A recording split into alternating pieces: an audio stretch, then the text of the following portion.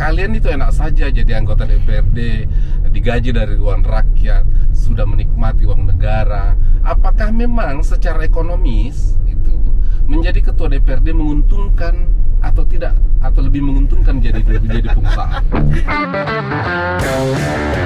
Saat itu kan Kakak Tommy masih menjabat selaku wakil bupati kan? Iya, 18 Agustus 2019 ya. Masuk di ruang paripurna itu tiba-tiba saya ke belakang ke toilet mau kencing pada saat itu. Mau buang air kecil. Iya. Sampai kan agak lama saya di dalam. Iya, Padahal apa ya? Saya merokok di dalam sebatang. Habiskan rokok sebatang. Untuk menghilangkan rasa grogi dan gugup ya. Iya, gugup. Sampai aja sekarang itu sudah deg-degan. Dia bilang tolong ikuti masuk ke toilet, jangan sampai dia lari.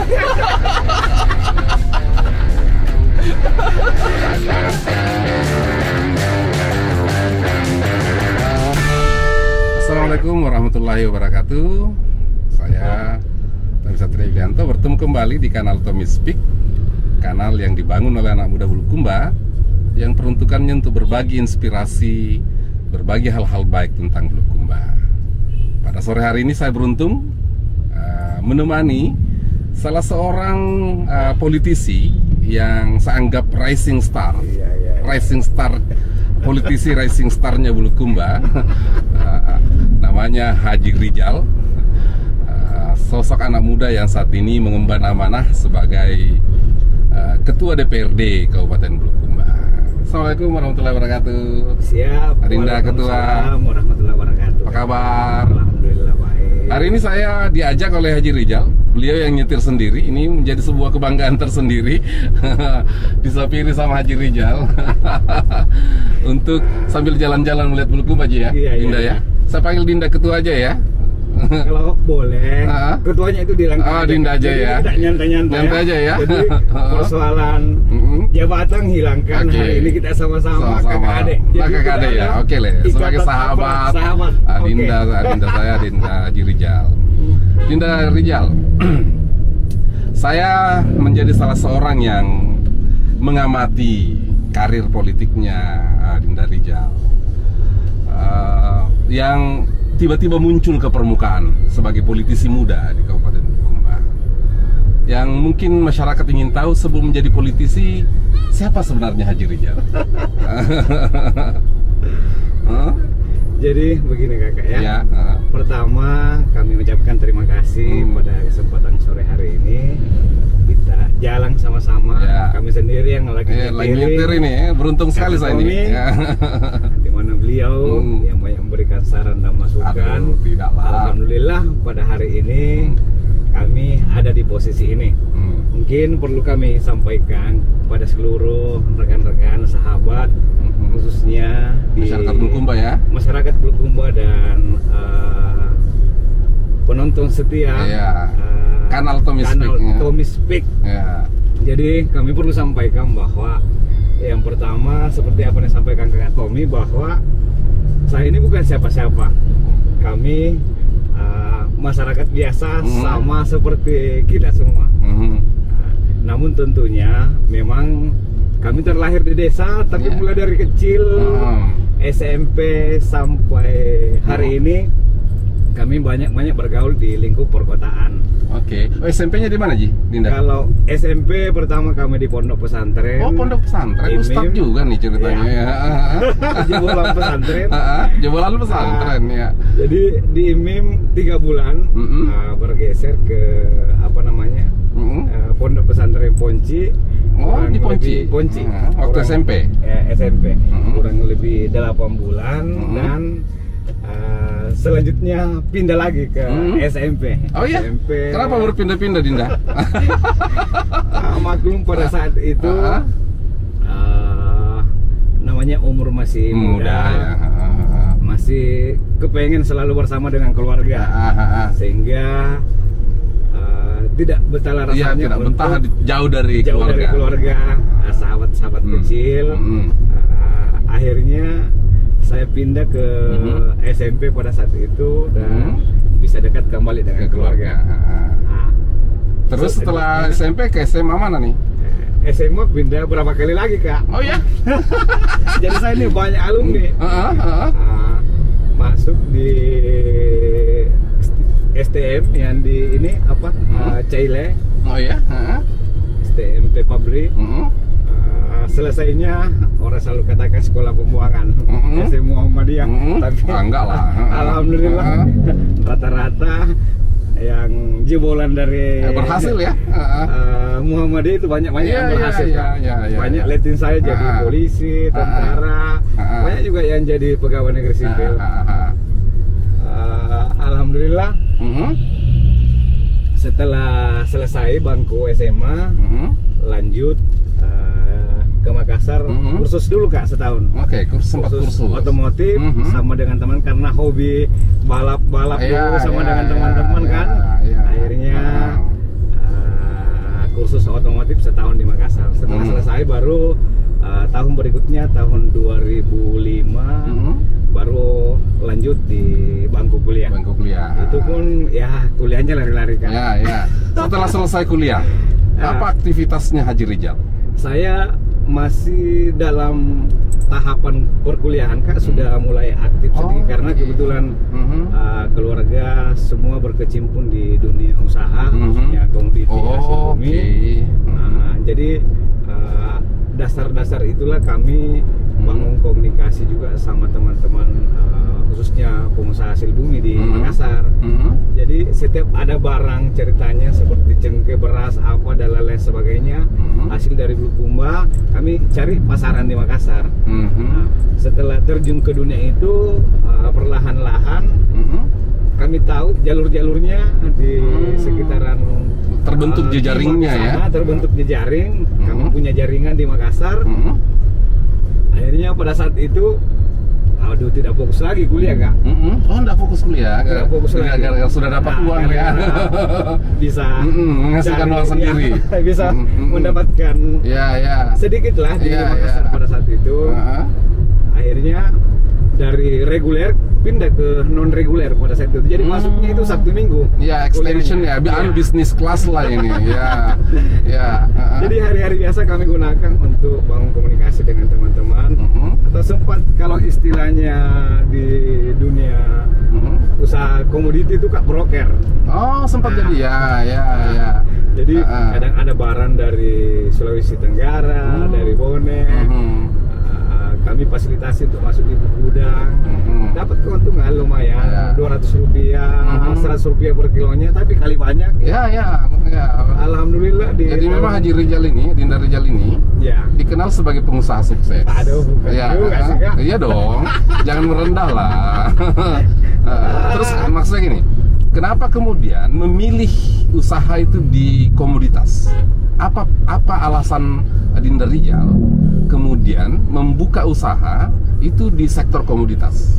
Jadi pertama memang orang tua di kampung usahanya seperti itu. Pada saat itu jual beli seperti beras, coklat, cengkeh.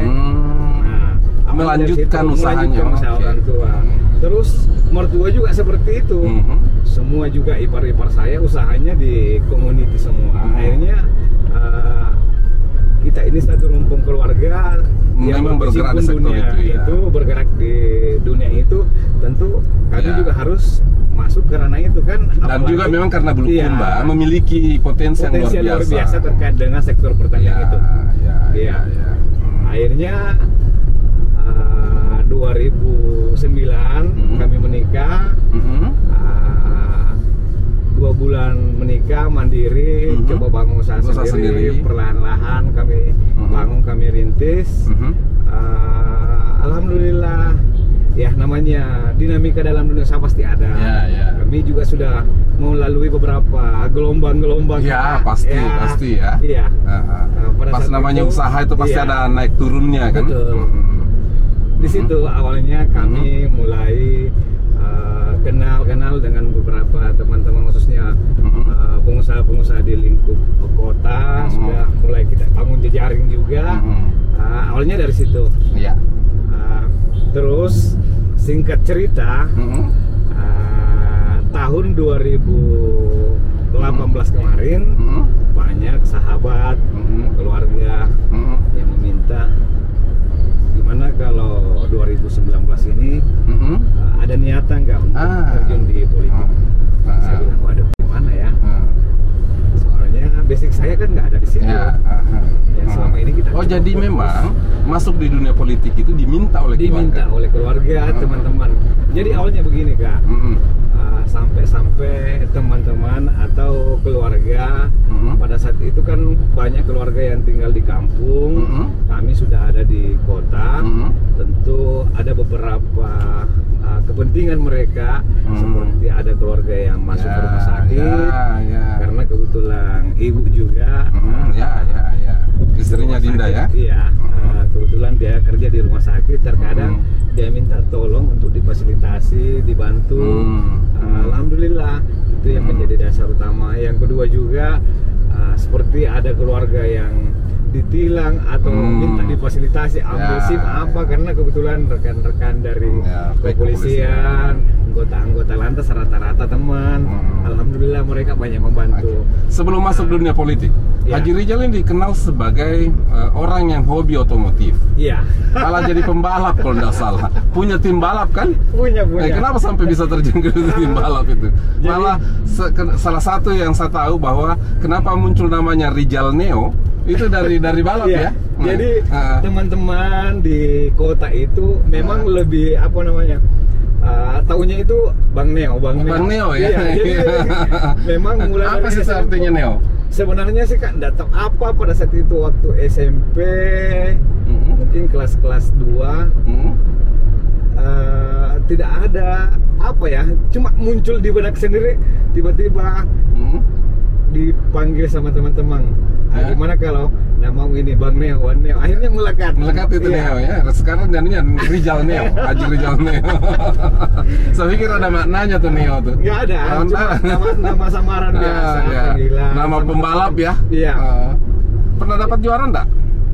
Banyak sih trofi-trofi waktu bersamaan ini, kayak Arsenal Lepa itu kan letin saya waktu SMA, waktu di Makassar kursus otomotif sama-sama teman-teman di kota. Kadang itu sampai subuh kita di lapangan depan kantor bupati itu. Kita nongkrong duduk sama-sama. Sama sekarang alhamdulillah sukses juga di Sada, sekarang sudah jadi lurah. Itu satu kelompok ya. Banyak membantu juga pada saat itu, fasilitasi kita terkait dengan persoalan materi untuk kita jalan, karena ya namanya dunia seperti itu. Kadang kita keluar kabupaten apa sama-sama. Dana gitu. Ya gitu, kita jalan sama-sama, satu rasa semua dengan teman-teman. Alhamdulillah. Haji. Iya. Dulu waktu 2019, Dinda Rijal ini adalah salah seorang peraih suara terbanyak di dapil, seluruh dapil menurut saya. Iya, betul. Di Kabupaten Bulukumba. Apa tips yang bisa dibagi? Meski saya pikir ini ada beberapa rahasia ya. Iya. Tetapi menurut saya apa sebenarnya strategi yang dilakukan oleh Dinda Rijal kemudian bisa mendapatkan kepercayaan masyarakat sampai 3.000, 4.000? 3877 yang 3.877. Itu kan luar biasa, pencapaian luar biasa. Apa tipsnya Haji Rijal? Jadi gini Kak, memang sih saya yakin bahwa kalau saya maju di legislatif 2019 mendatang, untuk target duduk, insya Allah saya bisa. Sudah ada keyakinan. Saya selalu meyakini, malah sampai saya berkeyakinan sampai di angka 4.000-an kan pada saat itu. Dengan jejaring, strategi yang kami miliki, karena jujur kami bertarung 2019 sih.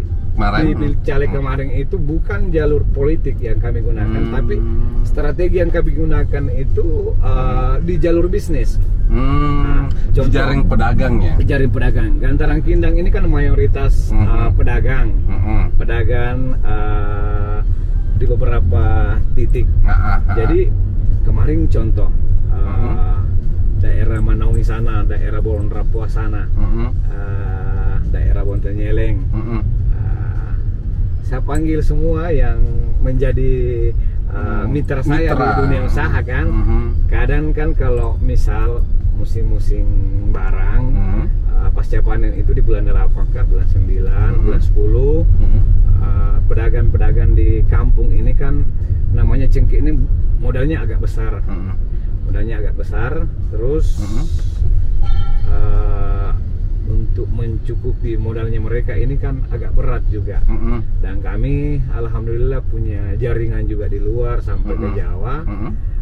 Bahkan di Makassar sendiri terkadang kami buka kontrak sampai 100 ton.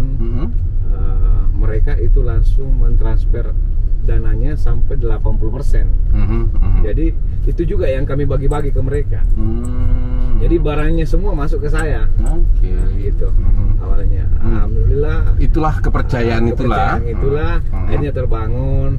Banyak yang mengatakan waktu kemarin, gimana di sana bisa nggak kalau saya butuh suara sampai 50 suara? Kan namanya pertarungan di Pilcaleg ini tentu ya namanya kos politik. Pasti ada, nggak bisa dipungkiri lah itu. Gimana untuk pencapaian misalkan di angka 50 suara, berapa kos politik yang kami harus siapkan untuk memfasilitasi pertemuan lah atau apa, dan tim-tim di bawah pembeli rokok apa dan lain sebagainya.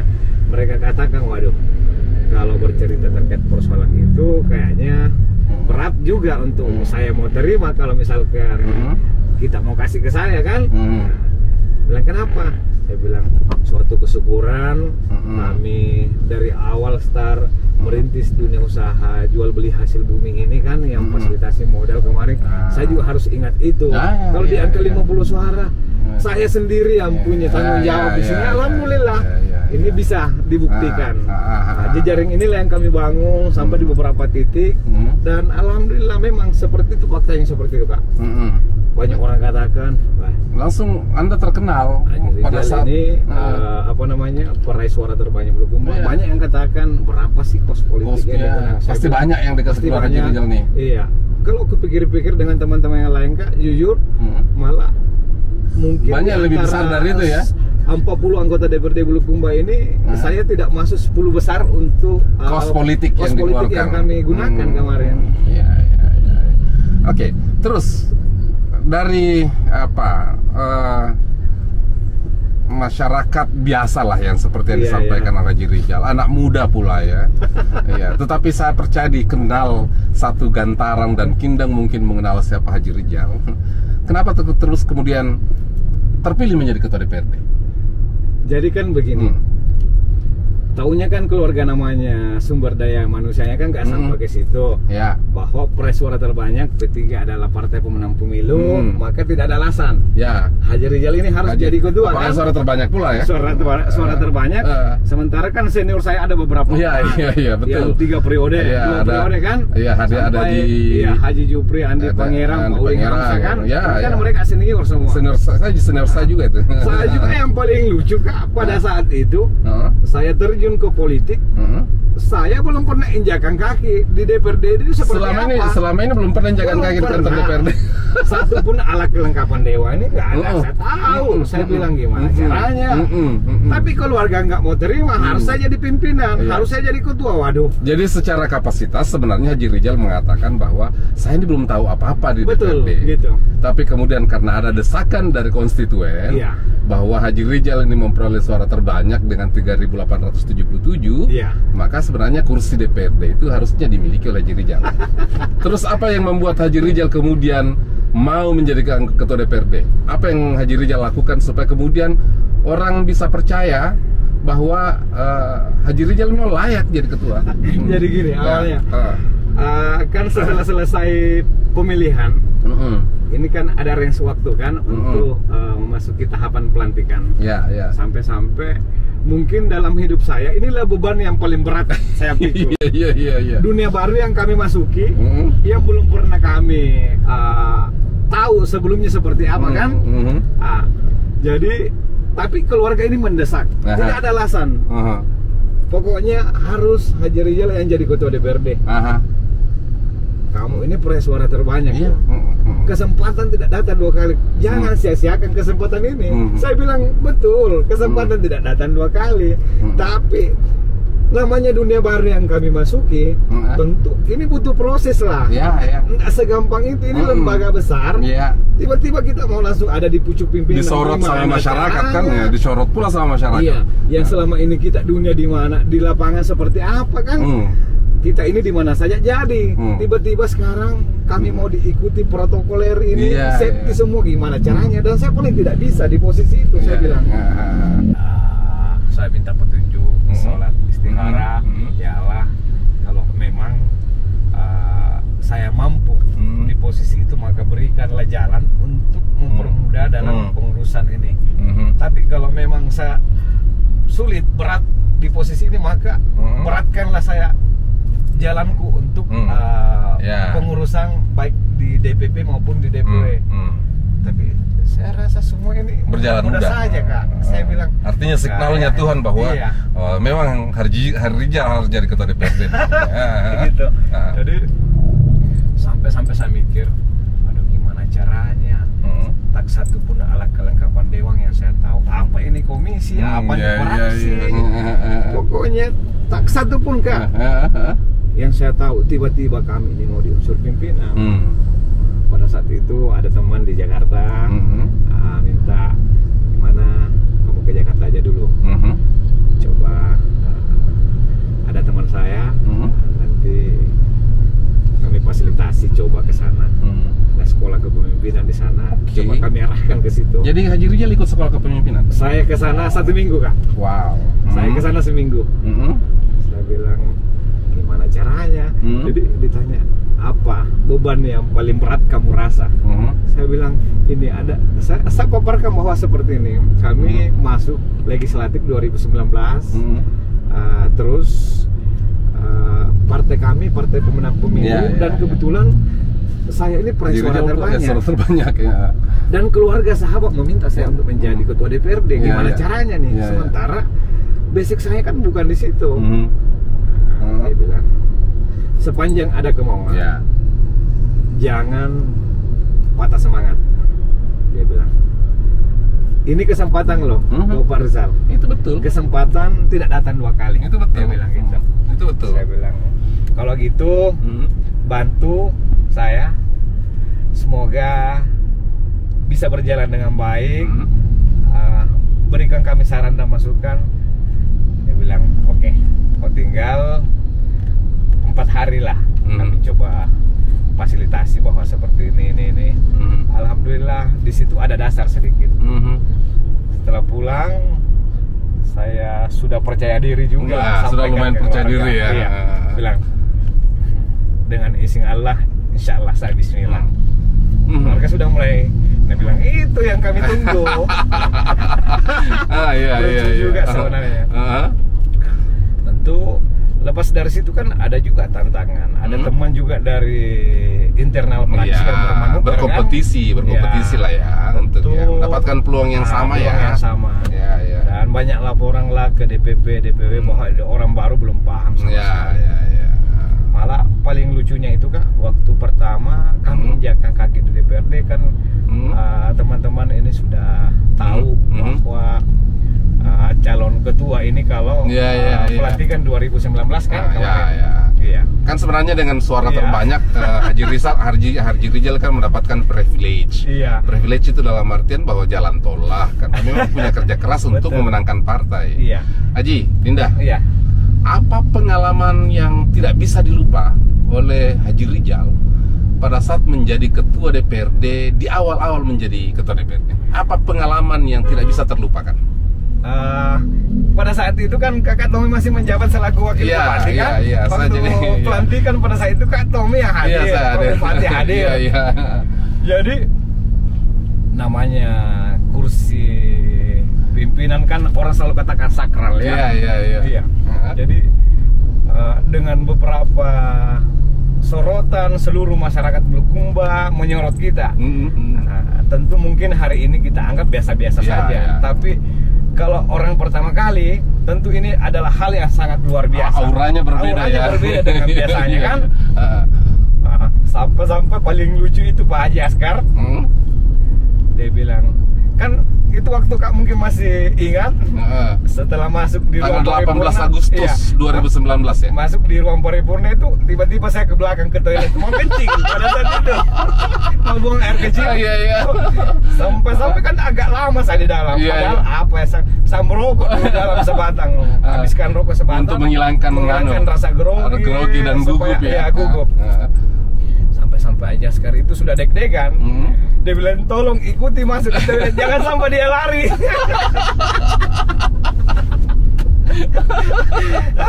Setelah habis sebatang, hilangkan rasa gugup, grogi, baru keluar bismillah. Alhamdulillah ya, pada saat pembacaan beberapa sambutan ada si rasa grogi. Memimpin peralihan rapat pada saat itu ada rasa grogi. Tapi seiring dengan berjalannya waktu Kak, karena sudah terbiasa mungkin, alhamdulillah sudah perlahan-lahan Saya percaya sudah mulai muncul namanya kepercayaan diri sudah mulai. Dinda Ketua ini sudah layak, sangat layak lah menjadi Ketua DPRD, apalagi dengan pengalaman-pengalaman seiring dengan perjalanan waktu. Dinda, apa yang membedakan dalam hidupnya Haji Rijal sebagai pengusaha sukses? Bukan pengusaha. Ya pengusaha lah. Ya. Ini Haji Rijal terlalu merendah, sahabat sekalian. Jadi apa yang hidup yang berubah ketika kemudian sebelumnya menjadi pengusaha dan sekarang menjadi politisi yang selalu disorot oleh masyarakat? Gimana ya? Jadi di mana saja selalu kami sampaikan Kak, bahwa jujur sampai detik ini saya masih selalu menginginkan bahwa bagaimana masyarakat itu melihat Haji Rijal yang dia kenal di tahun 2018 dengan Haji Rijal yang dia kenal 2019 sampai hari ini. Kami tidak mau ada batasan dengan teman-teman, dengan sahabat. Kami selalu mengharapkan bagaimana teman-teman aktif berkomunikasi seperti biasanya. Jadi kami selalu menyampaikan bahwa kami ini jadi pejabat di hari Senin sampai dengan Jumat itu pun dari jam 8 pagi sampai jam 4 sore. Lewat dari itu kami mau bagaimana teman-teman yang sebelumnya dia tetap mengenal Haji Rijal yang dulu. Haji Rijal yang sebelumnya. Sampai-sampai rekan-rekan di OPD yang selama ini kami sama-sama di Makassar, mereka juga sudah menjadi pegawai negeri sipil. Kadang sih kami canda-candaan dengan mereka, bilang kalau saya nelpon terkait persoalan lembaga antara eksekutif dengan legislatif, nggak ada masalah. Panggil saya Pak Ketua. Sama juga saya. Kalau Anda Kabit, saya panggil Kabit. Kalau Anda Kasubag, saya panggil Kasubag. Kalau Anda Kepala Dinas, saya panggil Pak Kadis. Lewat dari itu, di luar kita ketemu, ya marilah kita saling berbual. Lupakan itu. Besok di jam yang sama, hari ngantor ya baru kita bahas itu lagi. Peran kita ini kan hanya lebih pada tanggung jawab yang diberikan oleh negara, diberikan oleh rakyat. Kami selalu sadar Kak, bahwa namanya jabatan politik ini bukan jabatan yang abadi. Setuju. Kalau bukan kita yang tinggalkan, kita yang dia tinggalkan. Dinda, setelah menjabat jadi Ketua DPRD, pasti dengan kesibukan yang luar biasa ya, bermitra dengan pemerintah tentu saja sesuai dengan undang-undang sebagai unsur penyelenggara pemerintahan daerah ya. Terus bisnis kita gimana? Masih jalankah gitu atau berbeda Kak? Sebelumnya waktu awal-awal mungkin masih bisa kami kendalikan sampai 80%. Sekarang dengan kesibukan yang luar biasa ya, namanya juga tanggung jawab, mau tidak mau, namanya amanah yang kami emban ini, tentu kami harus mengedepankan ini karena ini adalah amanah masyarakat. Untuk bisnis, usaha, ini adalah kepentingan pribadi. Tentu kami juga tidak mau sia-siakan yang namanya amanah yang dititip oleh masyarakat. Tentu kami lebih kedepankan itu. Bisa memberikan perubahan, bisa memberikan makna ya, bermanfaat untuk sesama ya. Ada sih beberapa beban-beban kemarin kan, seperti kendaraan yang masih ada angsurannya kan, banyak yang saya lepas. Saya lebih fokus ini supaya pikiran saya tidak terlalu bercabang kan. Beban sih sebenarnya waktu masih fokus di dunia usaha, beban pribadi ya lebih banyak sebenarnya. Tapi namanya ini beban masyarakat Bulukumba yang berada di pundak saya, tentu kami harus kedepankan itu. Jadi perlahan-lahan untuk di lingkup dunia usaha, paling ada beberapa peluang-peluang kami arahkan ke saudara, ke teman. Kalau dia bisa mengisi itu silahkan. Toh nantinya kalau misalkan laptop selesai ya. Ada pembeli rokok dia mau kasih ke saya, kan namanya bisnis tentu harus ada paham lah. Gitu. Nah, begini Haji Dinda, banyak yang bilang bahwa ketika masuk menjadi anggota DPRD secara ekonomis itu lebih baik. Lebih baik. Nah itu loh, publik ini menilai kalian itu enak saja jadi anggota DPRD, digaji dari uang rakyat, sudah menikmati uang negara. Apakah memang secara ekonomis itu menjadi ketua DPRD menguntungkan atau tidak, atau lebih menguntungkan jadi pengusaha? Jadi gini, Kak Tommy ini kan pernah di DPRD. Ya.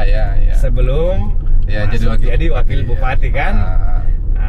Memang sih kalau kita bercerita terkait dengan gaji dan tunjangan DPRD itu nominalnya agak besar kan, sampai puluhan juta kan, seperti itu.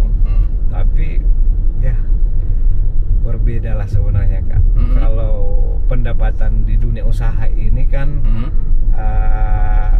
kita yang berusaha untuk menutupi beberapa beban-beban dalam usaha kita. Kalau ini memang sih puluhan, tapi contoh kecil, saya kasih gambaran. Sahabat kita bertambah, teman kita bertambah, nongkrong di kafe, duduk sama-sama. Nggak mungkin lah dibayarkan sama teman-teman kita kan, pasti Pak Ketua nih yang itu. Itu yang pertama. Yang kedua, yang tadinya sebelum menjadi anggota DPRD, paling dalam sebulan ada pesta pernikahan, cuma keluarga aja, sahabat-sahabat kan. Sekarang aduh, kadang undangan dalam sehari sampai 10 undangan, aduh. Jadi sebenarnya jujur Kak, ini kan sudah 2 tahun lebih ya menjabat selaku ketua DPRD. Lillahi ta'ala, kalau pendapatan dari DPRD sesen pun tidak ada, saya tabur sampai hari ini belum ada. Kita mengalami hal yang sama. Jujur, saya banyak orang yang bilang, "Leka, setelah kau jadi wakil bupati gimana?" Saya bilang, "Alhamdulillah tidak jadi apa-apa." Mungkin di luar sana menganggap bahwa ini harus diluruskan. Ini harus diluruskan. Saya bukan masyarakat, bukan persoalan bahwa kami berbincang-bincang dengan Pak Wakil. Ini adalah settingan lillahi ta'ala, demi Allah, demi Rasulullah. Ini tidak ada ya. Hari ini saya sudah 2 tahun aja ini. Saya sampaikan tidak ada sebelumnya pencerahan apa, tapi hari ini saya sampaikan bahwa ini kurang lebih 2 tahun lillahi ta'ala. Kalau sampai detik ini ada tabungan saya. Ya, kalau pengalaman saya Dinda menjadi wakil ketua DPRD dan menjadi wakil bupati, memang kalau mungkin secara nominal uang itu tidak diapa-apakan, itu cukup ya. Tapi kan sebenarnya sebagian besar itu dikembalikan ke konstituen. Betul. Sebagian besar dikembalikan ke masyarakat. Saya selalu saya sampaikan bahwa saya tidak pernah meminta bagaimana saya kaya. Ya saya minta ya Allah, semoga di akhir masa jabatan ini kami selesaikan tidak ada masalah.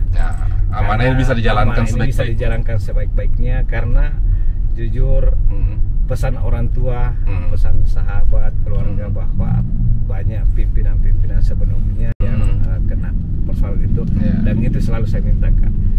Semoga dalam jangka 5 tahun ini kami bisa selesaikan amanah yang saya emban ini, yang dititip oleh masyarakat di pundak saya bisa selesaikan, tidak ada masalah. Itu saja Kak. Persoalan saya masuk di sini untuk mencari bahwa saya mau mencari lebih atau apa. Bukan orientasi ekonomi sebenarnya. Iya. Karena kalau orientasi ekonomi yang menghidupkan usaha sudah luar biasa kan. Apa tantangan terbesar menjadi ketua DPRD dengan anggota DPRD yang 40 orang? Ya, jadi intinya Kak, ini yang kami selalu bangun, bahwa DPRD ini kolektif kolegial, dan orang tua kita, Om Syarifuddin itu selalu dimanapun selalu menyampaikan bahwa kita ini DPRD Kabupaten Bulukumba 40 orang, 1 untuk 40, 40 untuk 1. harus solid ya. Harus solid. Alhamdulillah itu yang kami ciptakan 2 tahun, kurang lebih 2 tahun lebih ini.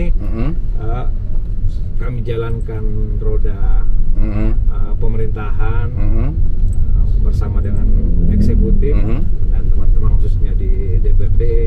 Alhamdulillah berjalan dengan baik. Walaupun ada dinamika. Ada sih dinamikanya. Tapi itu biasa. Ya iya pasti. Iya. Tidak apa namanya, tidak nyaman juga, tidak bagus juga pemerintahan ini yang flat ya. Iya, intinya, ya karena memang DPRD dibayar untuk mengawasi pemerintah. Suatu kesyukuran hari ini yang kami dapatkan, kami dapat pembelajaran yang luar biasa karena kami masuk ke ranah politik.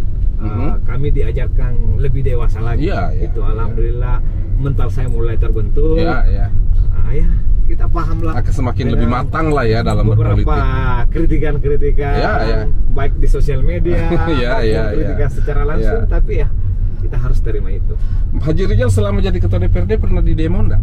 Sering lah Kak. Sering. Gimana nih? Bagaimana caranya menjembatani kalau ada orang demo gitu kan? Iya, perlahan kan terkadang juga teman-teman kan di DPRD Kak ada pembagian tugas setiap anggota DPRD bahwa hari Senin jadwalnya ini di koordinatornya ini kan sampai dengan hari Sabtu. Tapi terkadang sih teman-teman yang turun aksi itu tidak mau terima kalau bukan saya. Ya, bukan ketua DPRD. Enggak sah rasanya kalau bukan pokoknya. Alhamdulillah terkadang ada yang telepon pribadi Kak, bisa kita terima. Ya, tunggu.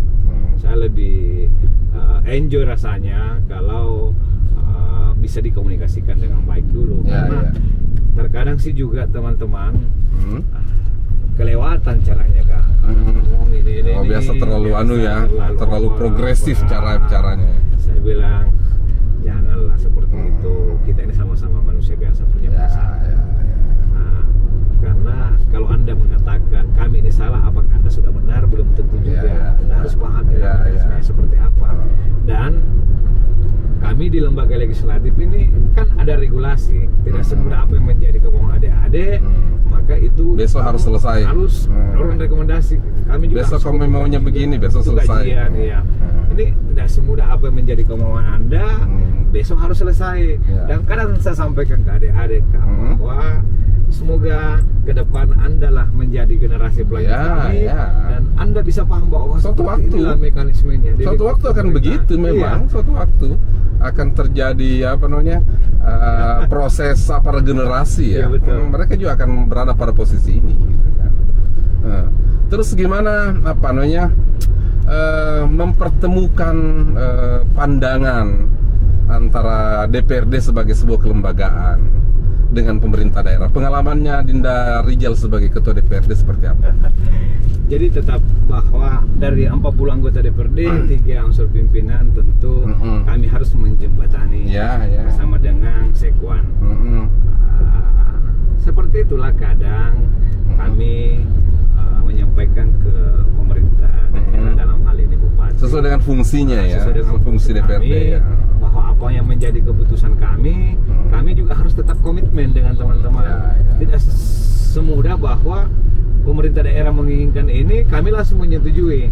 Tentu kami harus kembali duduk dengan teman-teman, khususnya ketua-ketua fraksi, bahwa pemerintah daerah, Bupati maunya seperti ini. Gimana tanggapan teman-teman? Kalau teman-teman tunggu dulu, kita masih butuh kajian dulu seperti apa, maka kami tidak serta-merta juga langsung mengiyakan apa yang menjadi kemauan pemerintah daerah. Gitu. Ya, itu harus ngecek ke masyarakat juga kan. Karena bagaimanapun kan DPRD juga representasi masyarakat.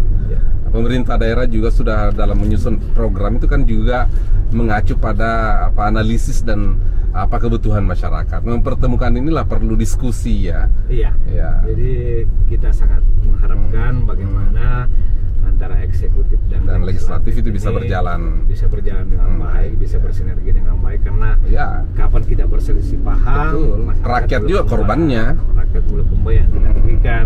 Nah, tentunya kami sangat mengharapkan bagaimana di pemerintahan saat ini Ya, saya percaya lah. Bupati, Wakil Bupati dengan kami di DPRD bisa bersinergi dengan baik. Saya percaya dengan Iya. kematangan politik di DPRD, kematangan politik di pemerintah daerah, itu pasti akan mencoba mencari jalan terbaik agar kemudian penyelenggaraan pembangunan, penyelenggaraan pemerintahan itu bisa berjalan dengan baik ya. Iya. Dan tidak mengorbankan masyarakat, karena jangan sampai kita yang bertengkar pada akhirnya Betul. masyarakat jadi korban. Iya, jadi ini kami juga selalu sampaikan ke teman-teman, khususnya rekan-rekan wartawan, bahwa kalau kami melangsungkan rapat atau agenda-agenda penting, tolonglah dirilis supaya masyarakat tahu bahwa betul-betul DPRD berjuang untuk kita semua, untuk kepentingan masyarakat. Karena ya maklumlah sekarang banyak masyarakat yang belum paham terkait dengan gimana mekanisme atau roda pemerintahan ini. DPRD ini taunya cuma tidur, apa dibesarkan. Ini salah. Ya, penting untuk memberikan informasi yang yang berimbang lah, supaya kemudian masyarakat itu tidak merasa bahwa DPRD tidak punya kerjaan, cuma terima gaji, makan uang rakyat, gaji buta gitu kan, datang duduk diam. Ini gitu kan. baru lagi kita agak nyantai karena selesai. Ya, selesai pembahasan. PBD 2022 Sudah selesai ya. Mungkin paling 1-2 bulan, tapi tetap kita standby karena tentu kami harus menjemput segala bentuk aspirasi masyarakat. Ya. Kami harus standby. Jadi kami Kak betul-betul setiap hari kerja jam kantor, kalau saya ada di Bulukumba pasti saya masuk kantor. Jadi kami sangat mengharapkan insya Allah ke depan, karena sekarang kita masih dalam kondisi pandemi COVID-19, anggaran itu harus kita alihkan ke pemulihan ekonomi dan beberapa bantuan-bantuan lainnya. Jadi insya Allah tahun ini kita sudah menetapkan APBD kita 1.530 miliar. Semoga ke depan dengan target Pak Bupati sesuai dengan RPJMD-nya 2025 tembus di angka 2,5 triliun. Semoga ini bisa tercapai dan bisa dinikmati oleh masyarakat Bulukumba. Itu harapan kita ke depan. Oke. Terakhir, cita-citanya Haji Rijal 2024. Kayaknya